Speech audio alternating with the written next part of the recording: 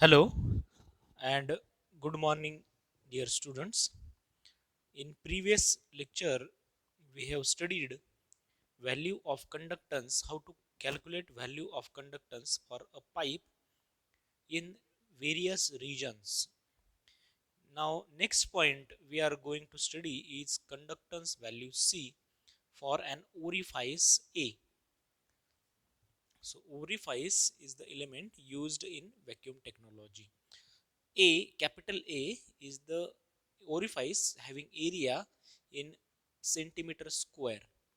Now for continuum flow, which is viscous flow, the following equation applied at 20 degrees Celsius, where P1 divided by P2 is equal to delta. Now here in figure I have shown orifice. Now here flow of gas through pipe at opening A.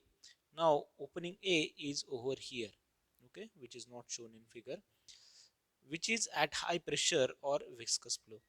Now remember, gas always flow from high pressure region to low pressure region. Now if this delta, which is ratio of P1 divided by P2, is greater than equal to 0.528, then this equation applies, which is equation 1.29. C viscous, which is capacitance of viscous flow, is 76.6 multiplied by delta raised to 0.712 into under root of 1 minus delta raised to 0.288 into capital A divided by 1 minus delta, where capital A is area of that orifice. Now this is measured in liter per second. So liter per second is the unit.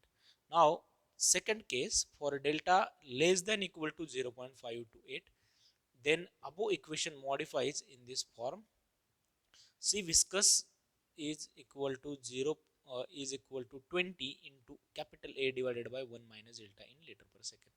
And for delta is less than equal to 0.03, which is very less than or less than this factor 0.528, then this equation applies. Now here capacitance of viscous is 20 multiplied by capital A. Delta, when delta is 0.528, is the critical pressure situation for the air. Now remember, important point about when flow is choked. Okay, so in exam you often asked about choking of flow. So flow is choked at delta. Remember, delta is the ratio of P1 divided by P2. When delta is less than 0.528, gas flow is constant. In the case of molecular flow or high vacuum, the following equation apply. So is for this situation, flow is choked. Choked means it is not stopped, but the flow is constant. Now in for that, this equation applies. C molecular flow is 11.6 into capital A, which is given in liter per second. Now, given in addition of above figure, pumping speed of viscous flow and molecular flow referred to area A and delta. The equations given apply to air at 20 degrees Celsius only. The molar masses for flowing gases are taken into consideration in the general equation, which is not shown over here. Now here I have shown in this graph dependence of capacitance on pressure ratio, which is P1 divided by P2. So all this is recorded at 20 degrees Celsius. See, critical P1 divided by P2 exponential curve is there. For viscous flow, exponential decay. For molecular, it remains constant. Now when we are working with other gases, then in above equation we have to multiply conductance values for air by factor shown in table. So these are the factor. Suppose we have air and for molecular flow we have to multiply by 1. For oxygen 0.947, 0.91, neon, helium, hydrogen, carbon dioxide and water vapor. But in most of the cases generally we are dealing with only air, okay, for generating vacuum. So that's why we have to take that factor, conversion factor of 1. The next, nomographic determination of conductance value. The conductance values for piping and opening through which air and other gases passes can be determined with the nomographic method. It is possible not only to determine conductance value for piping at specified values for diameter, length and pressure, but also the size of pipe diameter required when pumping set is to be achieved, a certain effective pumping established. The maximum permissible pipe length where the other parameters are known.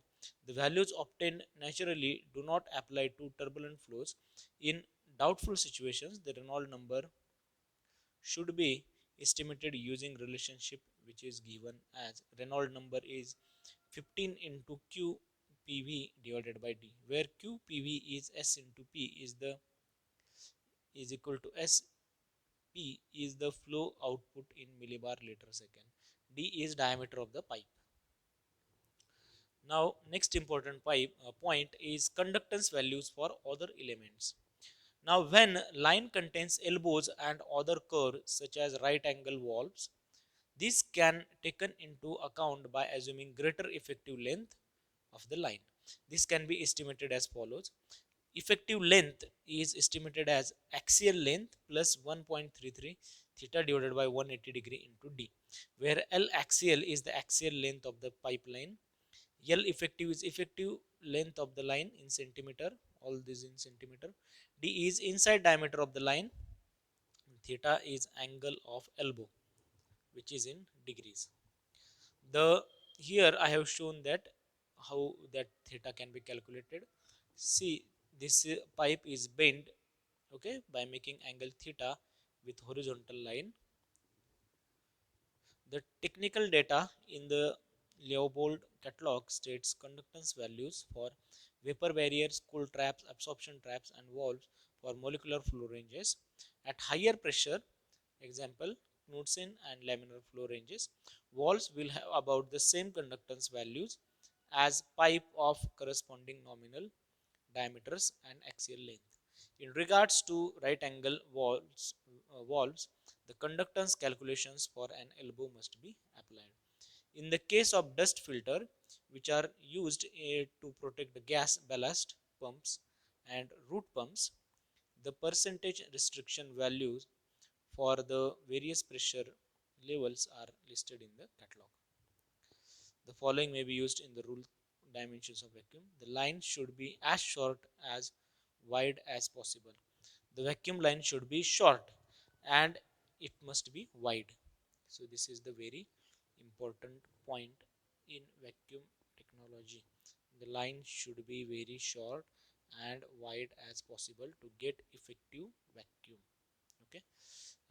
Here our module number 2 is finished. In next lecture we will see module number 3. In that module we are going to study various vacuum pumps. Thank you.